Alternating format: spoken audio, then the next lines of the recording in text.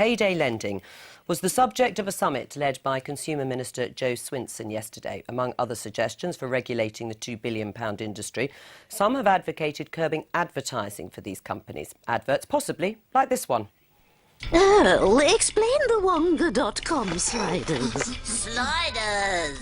That's how we roll here. You tell us how much you want, how long you want it for, and we tell you how much it's going to cost. We think it's important to give people control. Oh, see, it's now Earl's turn on the music player. Turn it off. Wonga.com, straight talking money. See, adverts on the programme too. Well, with me to discuss this are Labour MP Stella Creasy and payday lender Giulio Martino in Newcastle. Welcome to both of you. Stella Creasy, first of all, is limiting the advertising on payday lending enough? No, and frankly, it's a little bit ridiculous because it's like kind of saying, well, as long as these companies haven't discovered the internet or mobile phone advertising, and I think anybody watching this programme using iPlayer will tell you that these adverts are absolutely everywhere. What we really need to do is cap the cost of credit. It's what most other countries do. It's the best preventative measure because it stops these loans being so toxic in the first place by curbing how much they cost. What do you say to that, Giulio Martino? Yeah, I'd be in favour of capping the cost of credit. I'd like to know where that limit would be. I suspect my business would fall much below the barrier. Maybe it wouldn't, but as a broad idea, I'm not against it at all, no. What's your APR?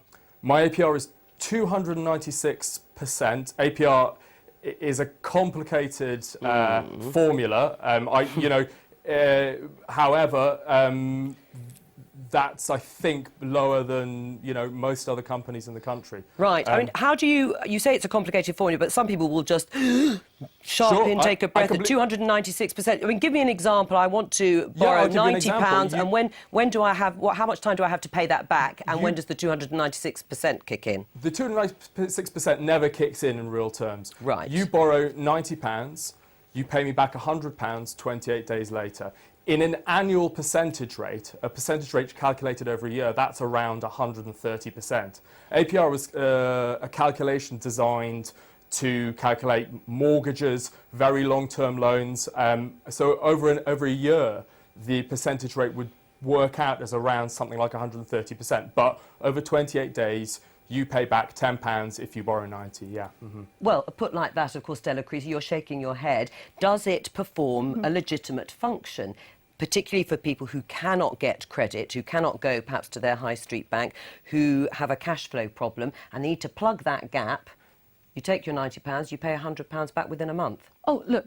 Not everybody who borrows from payday lenders gets into financial difficulties, but enough of them do because of the terms of the loan, because of the high interest rate, that there's a problem. See, Giulio's model only works if people are able to pay back on time. 50% of the profits in this income come from in this industry come from the third of people who have to keep rolling over because basically they can't afford to pay it back at the end of the month. Now, most other countries are capped. In fact, in Japan, the cap is 15%, alongside a real-term credit register. They have a payday lending industry, so companies like Giulio still make money. They have lower levels of illegal lending, so people aren't being forced to go to illegal loan sharks, and crucially, they have lower levels of personal debt. It's a win-win for everyone. Excuse me, is that 15% Yes. APR? And that's been set in partnership with the industry and consumer groups. I worked out today that on £90, 20% APR, at the end of 28 days, someone would pay me back £1.26. So I would lend them £90, and at an APR of 20%, not 15, I would get back £91.26. My profit would be £1.26. Now, I promise you I worked that out and I spent some time working out. If I'm wrong, I'm perfectly happy to admit I'm wrong. But I don't think I can make my loan any cheaper, and I promise you this, without actually not making enough of a profit. Is that really the case, that you wouldn't make enough of a profit? You said yourself that you agree with a cap at some stage. Where would you have that cap set? I couldn't possibly suggest. I think, as I say, and I'm perfectly willing to be corrected, I'm among the cheapest of payday lenders in the country. I would ask that.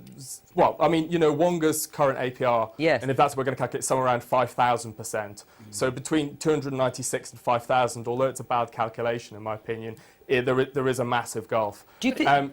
And for example, if you borrowed, the same terms with one of these bigger payday lenders, you'd be paying back something like £149 after 28 days. So there is a big difference. But I'd leave the cap set by someone else, but I'm perfectly willing for everyone to sit down. I won't be invited because I'm a small fish, but I'm perfectly willing for people to sit down and agree on a cap. I don't have any problem with that. The banks will have to be involved as well, presumably, as well, because they have... This is one of the problems here, though, because yesterday the government refused to talk even about capping, even though it's what works in most other countries. So actually there wasn't anybody in the room apart from Martin Lewis, a money-saving expert, who was even able to raise the issue. Now, it's interesting to me, and I'm pleased to hear a payday lender talking about the fact that actually capping is a good idea.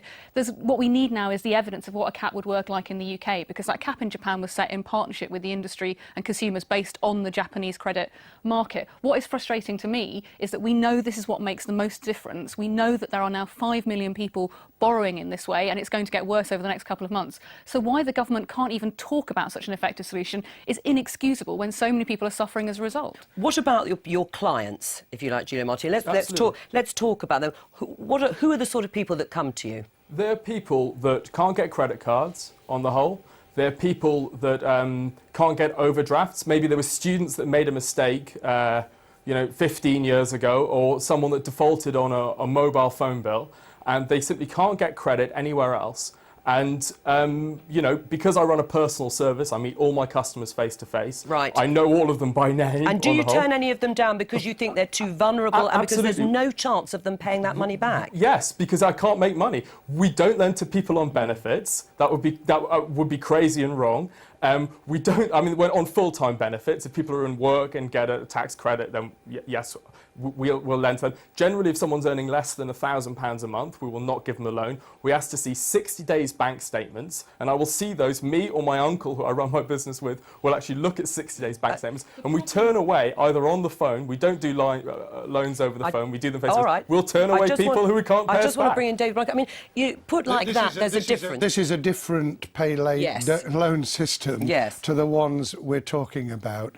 I mean, this gentleman wouldn't be on, actually, if he hadn't got a good defence of what he was trying to do. Let's not beat about the bush. But there is a differentiation, isn't there, Stella David should have Blunkett? been at the meeting yesterday. Paul Blomfield, who's a colleague of mine from Sheffield Central, has got a private members bill. We could get this right. In fact, we nearly got it right 6 years ago. Well, the most important thing is that we have a cap on the cost of credit, and actually what we need to do is push for that to be in legislation. So we're going to keep campaigning for a cap on the cost of credit, because when so many people are struggling to not do the one thing that makes these kind of loans affordable and therefore part of the solution for people rather than causing problems. Giulio, you're not representative of the industry, and the OFT research tells us that. The OFT research tells us that there are widespread malpractices, poor affordability checks, aggressive marketing techniques, pushing people to continue to borrow and borrow and borrow. And actually one company does not make the entire industry acceptable. I agree, but there's a problem.